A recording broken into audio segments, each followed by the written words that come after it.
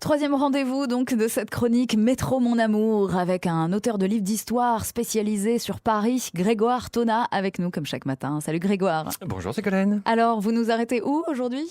À la station Couronne, qui est une station qui est à la limite des 11e et 20e arrondissements, qui est une station de la ligne 2 et qui a été ouverte en 1903, donc au début du métro. Ah oui, au tout début. Donc c'était il y a plus d'un siècle. Et c'est quoi son histoire ?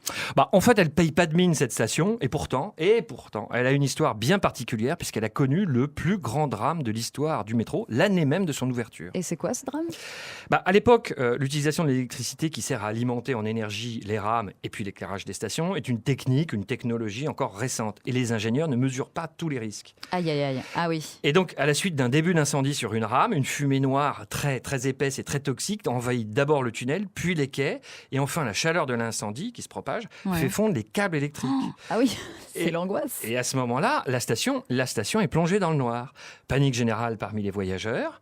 On dénombrera 84 morts qui seront principalement empoisonnés au monoxyde de carbone. Ah oui, c'est pas rien quand même ce qui s'est passé. En 1903 donc. En 1903, voilà. Mais finalement, cette catastrophe, elle aura des conséquences positives, puisqu'on va refondre de manière globale les normes de sécurité avec deux principes essentiels qui peuvent paraître évidents aujourd'hui, mais ça ne l'était pas à l'époque.